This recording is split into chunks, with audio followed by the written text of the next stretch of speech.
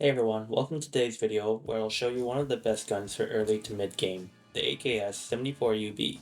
In this video, I'll explain how I like to build this weapon for both budget and a mid-tier loadout, and how to lower the price. I'll also compare the recoil patterns of the different builds, from budget all the way to meta. However, the focus of this video will not be on the meta build, but more on the affordable ones. In addition, I'll talk about some ammo options that you can use with this gun. So let's get started and see where you can buy the AKS-74UB. When looking at the AKS-74U, there are many different variants, but because of the hidden recoil patterns, we want to stick with the AKS-74UB. We can get them at Prapor level 1 for either cash or barter. The cash price is 70k rubles and the barter ranges from 55 to 65k rubles depending on the flea market price. For the budget build, we really don't need to do much, we just swap some parts and add some attachments. Here are the parts we want and the price of each attachment.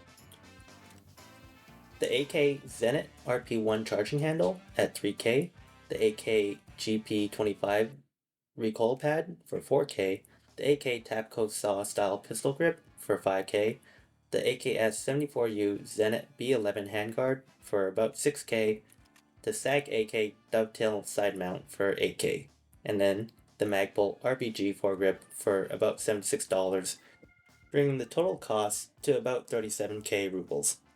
So with these mods so far, we're looking at about 90 to 110k rubles. But we also need to add a sight and a tactical device.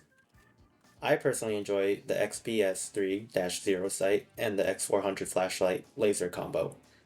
But if you want to keep it more budget friendly, you can add the MRS sight and the TBL laser for about 20k, bringing the total cost to about 130k for a complete budget build. The main features of this budget build is the 51 ergo and 52 recoil, and despite the stats, it has a low fire rate and thanks to its hidden recoil mechanic, it shoots extremely well. Personally, I find it easier to shoot than any other gun with comparable stats. It's also very affordable and easy to obtain. Now let's move on to the mid-tier build, which is the one I like to use the most. This build is more expensive than the budget build, but offers better performance and ergonomics. However, it is important that you do the barter trade for this build, otherwise it'll be too costly. Here's how I like to build the preset. We're going to add the Zenit RP1 charging handle for 3k, the AKS PT lock for 3k, the AK Zenit PT1 stock for 13k. We're going to remove the silencer and add the Silencer Co. Hybrid 46 direct thread mount adapter for 4k. Replace the pistol grip with the saw pistol grip again, and change the handguard to the AKS-74U CAA Tactical Handguard for 24k. And then we're going to add the Magpul RBG foregrip for $76, making this preset around 65k. Next, with leftover parts, we're going to sell them back to the trader for 20k ruble. Next, we're going to get our suppressor. So head over to Mechanic and look for the Hybrid 46 suppressor. The barter trade is 4 rams, which can range from 4 to 10k on the flea market, making the suppressor cost anywhere between 16 to 40k depending on the flea market price. So with the price of the mods and the barter trades plus the items we sold back to the trader, this should bring us to about 160k rubles. Now all we have to do is add a sight and a tactical device of your choice. If you were to set up with a EOTech and X400 flashlight, this should bring the gun to about 200k rubles. However, if you manage to get the barter items at a good price, the total cost can be as low as 150k. The main advantage to upgrading to the mid-tier build is the ergo you get, bringing the initial 51 ergo from the budget build to 67 ergo on the mid-tier build, with a slight decrease in recoil at 49. Now let's compare all 3 builds together. As you can see, the Waffle Suppressor offers a significant reduction in recoil, but it's also very expensive and hard to obtain. I would highly recommend the Waffle Suppressor if you can afford it because it gives a massive decrease to recoil. Next, we're going to take a look at the recoil patterns from standing and crouching position. We'll do this in 2 phases. The first phase without any recoil control, and the second with recoil control, where I'll try my best to control the recoil. I'm not all that great at this game, so some of you guys will probably make the budget build look like a laser beam. First, let's see how the gun performs without any recoil control.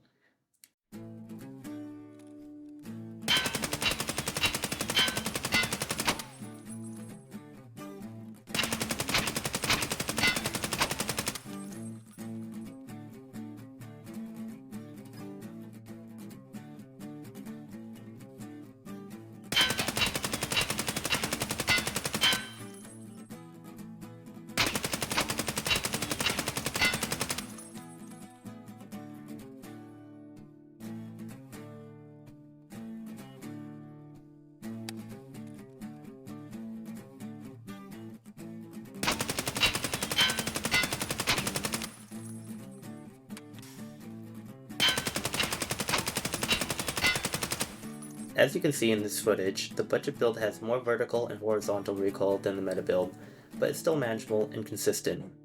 The mid-tier build has a little less recoil than the budget build, but it's hard to tell the difference. The main benefits of the mid-tier build is the ergo. Now let's see how the gun performs with recoil control.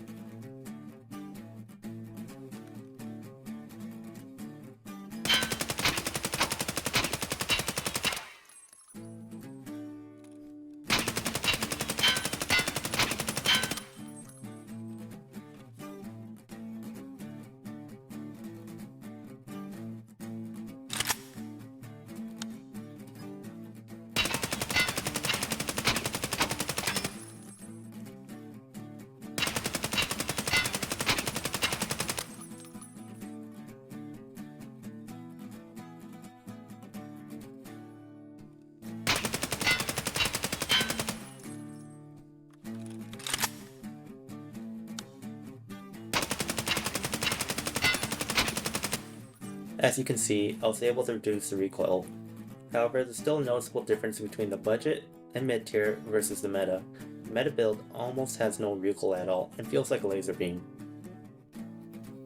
Now, let's go over the ammo we will use in this gun. One of the great things about the 5.45 caliber is that it has a lot of accessible mid-tier ammo types.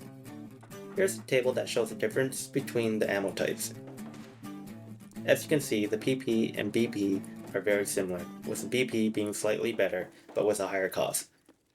Therefore, I would go with the PP. These rounds are comparable to the M8556A1, but unlike those rounds, we can buy them off the flea market. Next step up from PP and BP is the BT rounds, which has 42 damage and 42 penetration, making it comparable to the M855A1s. However, you can only get the BT rounds from Prapor after completing Punisher Part 4. There are also barter trades available for BT rounds, but they can be pretty expensive if done this way. However, it's a great way to increase your stockpile of BT bullets, allowing you to get 240 per reset. If you have BS rounds, then make sure to top load with some, as they make it much easier to deal with Class 5 armor. BS rounds have 40 damage and 52 penetration, making them one of the best ammo types for the 5.45 caliber.